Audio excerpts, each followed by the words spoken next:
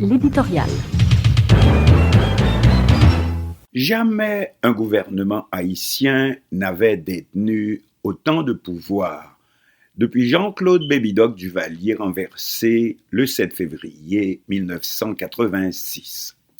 Jovenel Moïse a aujourd'hui tous les pouvoirs que confère la dictature. Pas de contre-pouvoir législatif, celui-ci étant arrivé à terme depuis janvier dernier. L'élection d'une nouvelle législature n'est pas dans les plans actuels, sinon comme effet d'annonce dans les discours présidentiels, oui, comme pour s'excuser d'avoir tout le monopole du pouvoir, justement, comme dans la comédie de Molière, Le médecin malgré lui. Et enfin, un judiciaire qui n'a jamais exercé de réelle indépendance de toute l'histoire nationale. L'actuel locataire du Palais national fait et défait en principe sans aucun contrôle, sinon au gré des intérêts de son propre clan, qu'il s'agisse de la caisse publique ou de la répartition des postes dans la fonction publique. C'est la valse des premiers ministres, obligatoirement de facto, puisque aucun effort n'est fait pour établir la légitimité constitutionnelle. Pour être légitime, rappelons-le, un Premier ministre doit recevoir la bénédiction des deux chambres du Parlement et siégeant séparément. À la place aujourd'hui, qui décide de cette sanction? Eh bien, les propres particuliers membres de la coalition au pouvoir. Même Papadoc, qui se souciait un peu plus du décorum, même au plus fort de son système de chambre unique, avec les votes fixés à l'avance, pour assis contre debout et nul ne bouge, avec bien sûr un tonton Macoute derrière chaque fauteuil. Mais comme une machine enrayée, voici la ronde qui se poursuit, recommence avec le renvoi déjà réclamé, après seulement 3 mois en fonction de l'actuel Premier ministre Joseph Joute, comme pour ses deux prédécesseurs Jean-Henri Séan, puis Jean-Michel Lapin, voici déjà son renvoi réclamé par 2 membres de la confrérie, les soi-disant partis politiques, Bouclier et Parasol. Pour quel motif? Allez savoir. Avoir insulté la nation, lit-on. Monsieur Joute a déclaré dans des conversations enregistrées, dit-on, à son insu, que lui et le chef de l'État ne dirigent rien, ni dans la réalité, ni sur le papier.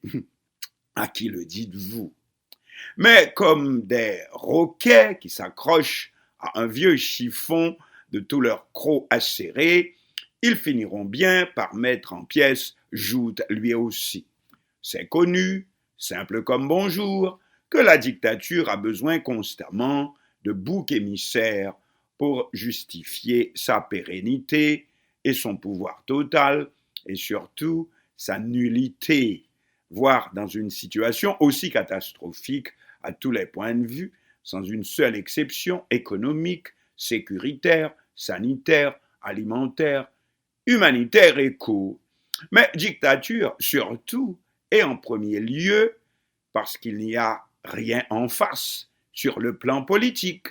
Après avoir fait trembler le pouvoir en place pendant au moins toute une année, des émeutes de la faim en juillet 2018 au Pays Loc pendant une bonne partie de 2019, voici l'opposition qui soudain disparaît totalement de la scène.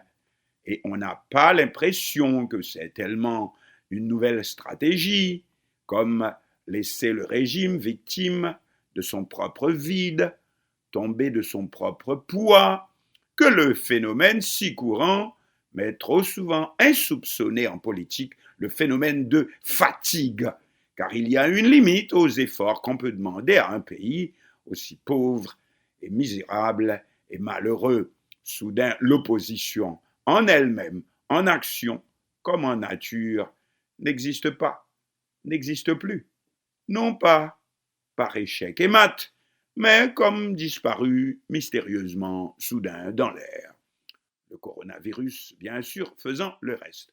Mais ce n'est pas fini, car voici le vide qui reparaît aussitôt sous une autre forme. En effet, c'est le premier et non le dernier aspect de la dictature sous nos latitudes qu'elle ne produit rien, qu'elle ne peut rien produire de bien ni de bon, en elle-même, ni par elle-même, ni en nature, ni en espoir, et ne peut survivre sans son réel support, et qui ne peut lui venir que de l'extérieur, puisque elle-même à l'intérieur signifie simplement table rase.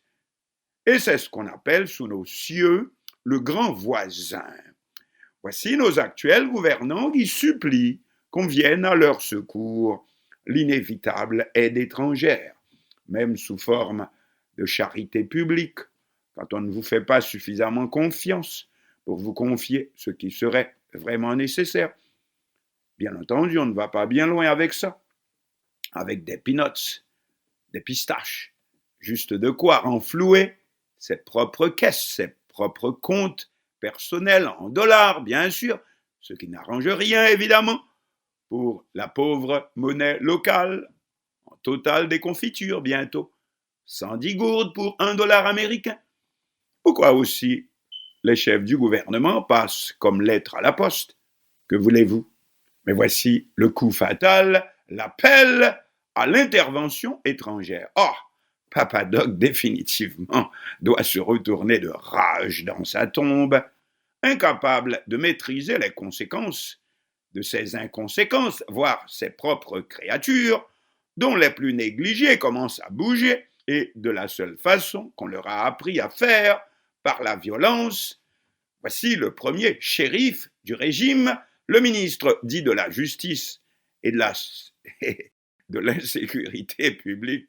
En un mot, le premier tonton Macoute de la nation qui menace, eh oui, qui menace, ces créatures-là, en la personne de Fantôme 509, plus fantomatique en effet que ça, tu meurs, de les dénoncer par devant qui de droit, c'est-à-dire la puissance qui tolère tout ça, de A jusqu'à Z, l'Amérique de Donald Trump qui, bénéficiant du vote diplomatique d'Haïti dans ses efforts pour déloger le président dit socialiste du Venezuela, Nicolas Maduro, laisse ouvertement donc carte blanche à l'actuel président d'Haïti, Jovenel Moïse, et sa bande, ramenant Haïti dans une courbe à 180 degrés sous le même règne qui nous avait déjà valu tant de mal pendant 30 ans, 1957-1986, alors que la guerre froide est terminée depuis longtemps, au moins depuis les années 1990. Voici le ministre Lucman de Lille, pour ne pas le nommer, ne pouvant amener les fantomas à se rendre, ne trouve rien de plus intelligent, du moins à dire, c'est qu'il va les dénoncer comme terroristes devant les ambassades étrangères. Un appel aussi ouvertement à l'intervention dans les affaires d'un État supposément indépendant. Et on en profiterait bien sûr pour résoudre aussi le problème des gangs qui font la loi partout dans le pays, après avoir mis bien sûr soigneusement de côté ceux de ces gangs qui exécutent les sales besognes du pouvoir en place. Pourquoi est-ce toujours à nous que ça arrive? C'est la question qu'on se poserait si jamais nous avions chez nous des gens pour penser à cela.